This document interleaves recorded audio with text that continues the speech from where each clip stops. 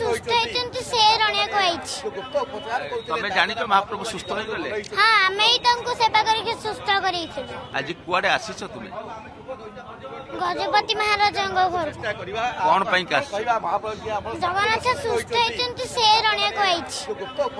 ତମେ ଜାଣିଛ ମହାପ୍ରଭୁ ସୁସ୍ଥ ହେଇଗଲେ? ହଁ ଆମେ ହିଁ ତାଙ୍କୁ ସେବା କରିକି ସୁସ୍ଥ କରିଥିଲୁ। କେମିତି ସୁସ୍ଥ ହେଲେ? କଣ ଭୋଗ ଖାଇଥିଲେ ନା ଔଷଧ ଖାଇଥିଲେ? ଔଷଧ ଖାଇଥିଲେ ଆଉ ତେଲ ବି ଲଗା ହେଇଥିଲା। କି ତେଲ ଲଗା ହେଇଥିଲା ଜାଣିଛ? ନା। ଆଚ୍ଛା, ତେଲ ଲଗା ହେଇଥିଲା। ହଁ। ଔଷଧ ବି ଖାଇଥିଲେ?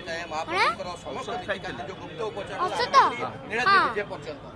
ଛୋଟ ପିଲା ହେଲେ ବି ମଧ୍ୟ ସିଏ ଆପଣ ଶୁଣିପାରୁଥିଲେ ତାଙ୍କର ପ୍ରତିକ୍ରିୟାର ଯେଉଁ ଉତ୍କଣ୍ଠା। ମହାପ୍ରଭୁ ତେଲ ଲଗେଇଲେ ଏବଂ ମହାପ୍ରଭୁ ଔଷଧ ଖାଇଲେ ଏବଂ ମହାପ୍ରଭୁ ସୁସ୍ଥ ହେଲେ। ଗଜପତିଙ୍କ ପାଖକୁ ଖବର ଦେବା ପାଇଁ ଆସିଛନ୍ତି ଦଇତାପତି। ସେହି ଭିତରେ ଏ କୁନି ଦଇତାପତିଙ୍କର ଥିଲା ସିଧାସଳଖ ପ୍ରତିକ୍ରିୟା। ରାଜଶ୍ରୀ, ମହାପ୍ରଭୁଙ୍କର ଏଇ ଯେଉଁ ଲୀଳା, ମାନବୀୟ ଲୀଳା କରୁଛନ୍ତି ମହାପ୍ରଭୁଙ୍କର ଯେଉଁ ନୀତି, କାହିଁକିନା ଆପଣ ଜାଣିଛନ୍ତି ମହାପ୍ରଭୁଙ୍କର ପରମ୍ପରା ହେଉଛି ଏକ ନିର୍ଦ୍ଦିଷ୍ଟ ଅନୁସୂଚିତ ନୀତି। ତ ସେହି ଅନୁସାରେ ଯୁଗ ଯୁଗ ଧରି କାଳ ଧରି ମହାପ୍ରଭୁଙ୍କର ଏହି ସେବାରେ ଯେଉଁମାନେ ନିୟୋଜିତ ଅଛନ୍ତି, ଯାହା ଶାସ୍ତ୍ର ବା ଯାହା ସତ୍ତ୍ୱଲିପିରେ ଉଲ୍ଲେଖ ରହିଛି, ଯେଉଁ ସେବା ପୂଜାର ଯାହା ମାହାତ୍ମ୍ୟ ରହିଛି, ଯେଉଁମାନଙ୍କର କର୍ତ୍ତବ୍ୟ ଯେଉଁମାନଙ୍କର ସ୍ଥାନରେ ରହିଛି, ସେହିସବୁ କର୍ତ୍ତବ୍ୟ ସେବା ପୂଜା କିଭଳି ଭାବରେ ସମାପନ ହେବ ସେ ନେଇ ସମସ୍ତେ ପ୍ରତିଶ୍ରୁତିବଦ୍ଧ, ସମସ୍ତେ ବି ମଧ୍ୟ ପ୍ରତିବଦ୍ଧତା ଭାବରେ ତାକୁ ଗ୍ରହଣ କରିଛନ୍ତି। ଆମେ ବି ବୁଝିବା ଭିତରେ ମଧ୍ୟ ପତି ମହାପାତ୍ର ବି ମଧ୍ୟ ଆସିଲେଣି।